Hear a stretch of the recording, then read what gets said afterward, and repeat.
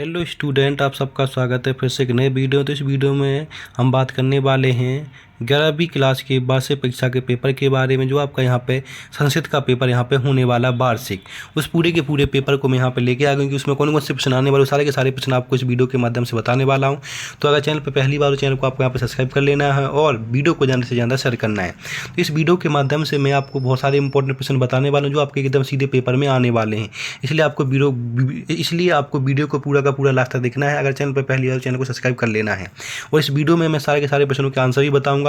इसका पीडीएफ चाहिए तो पीडीएफ के लिए आपको यहाँ पर टेलीग्राम चैनल ज्वाइन कर लेना, वहाँ पे इसका पीडीएफ भी आपको पूरा का पूरा मिल जाएगा।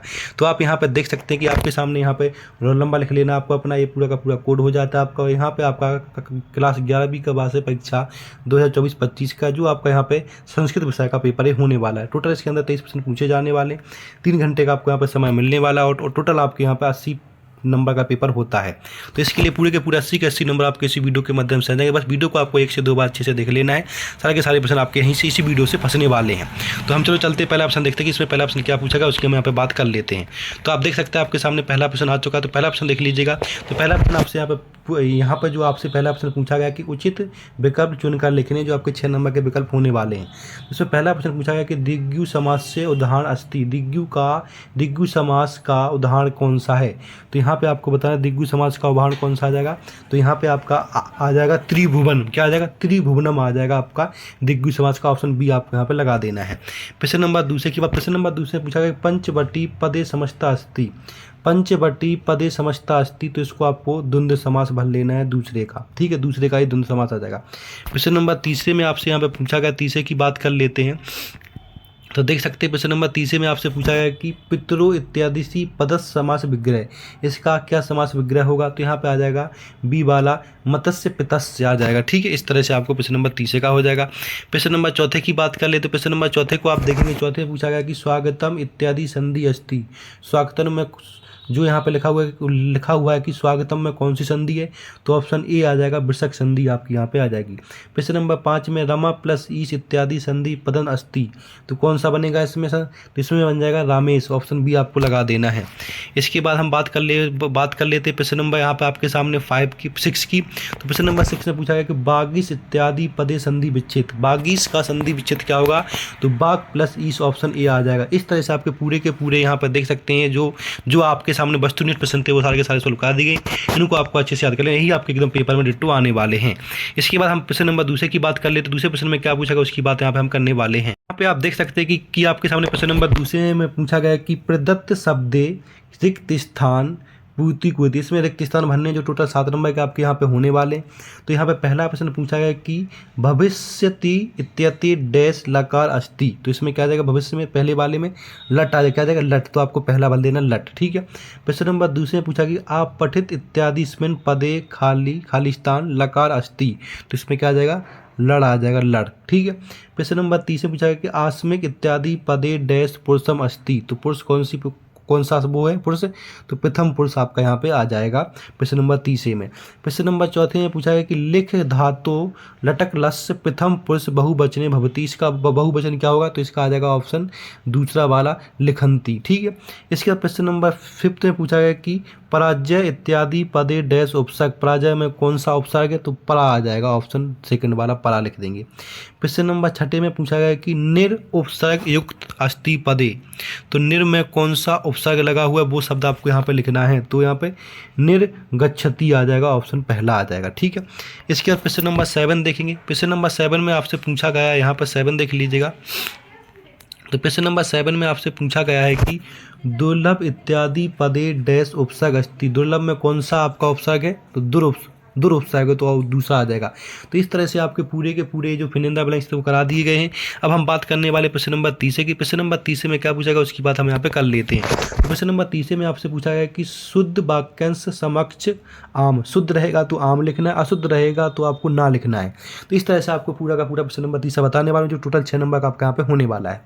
तो प्रश्न नंबर पहला पूछा है कि पठितुम इत्यस्मिन् पदे तुमुन प्रत्यय अस्ति, इसमें क्या जाएगा, इस सत्य हो जाएगा, तो आपको यहाँ पे क्या लिख देना, आम लिख देना। ठीक है, आम, इस तरह से आम लिख देना। ठीक है, पहले में पहला सत्य हो जाएगा।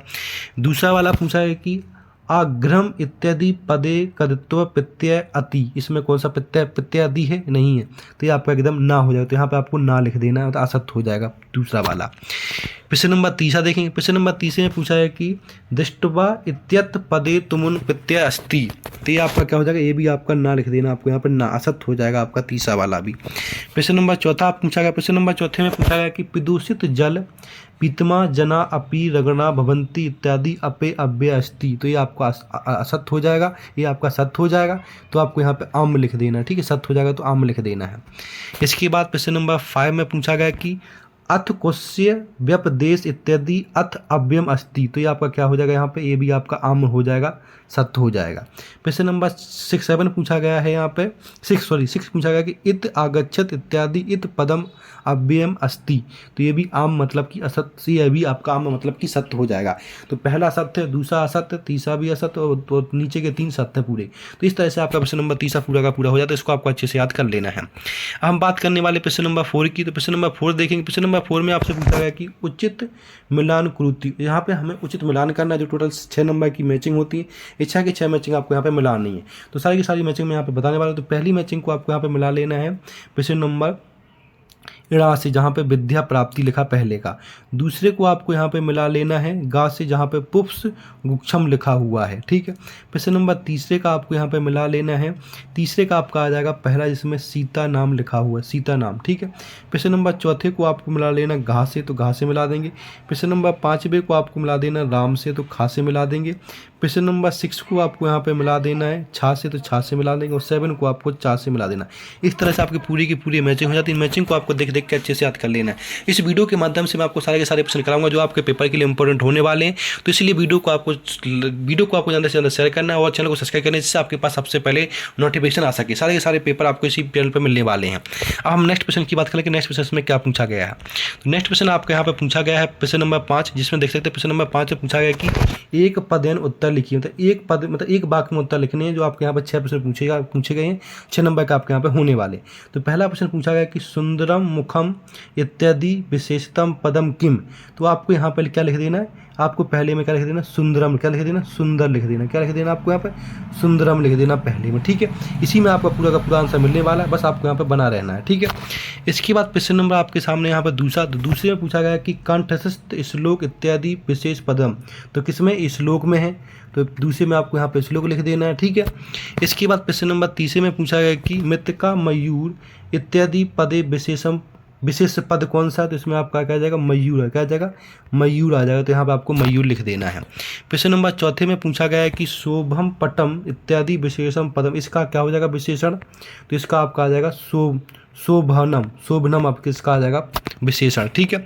इसके बाद प्रश्न नंबर आपके सामने यहाँ पे पूछा गया 5th, जिसमें आपको यहाँ पे कौन सा पद है? तो यहाँ पे आपका आ जाएगा प्रथम पद है, और यहाँ पे बहुवचन आ जाएगा, ठीक है। इसके बाद यहाँ पे प्रश्न नंबर 6 में पूछा गया कि सागरतम पदे की विभक्ति, तो इसमें आपका बहुवचन आ जाएगा यहाँ पे भी। तो इस तरह से आपके पूरा का पूरा 5 नंबर का प्रश्न पूरा का पूरा यहाँ पे हो जाता है।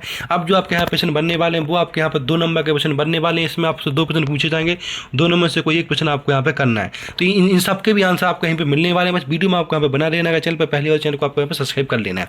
तो आप यहाँ पर देख सकते हैं कि प्रश्न नंबर 6 में पूछा गया है कि कास्मिन रता जना ब्रहा प्रतुबंती, तो इसमें आपको जहाँ पे कास्मिन लिखा है, इस कास्मिन को हटा के यहाँ पे आपको पुराण प्रवचनम लिख देना है, और पूरा यहाँ से आपको रता जाना ब्रहा प्राप्ति लिख देना। तो यहाँ से आपका पूरा का पूरा 6 नंबर प्रश्न का आंसर यहाँ पे हो जाएगा।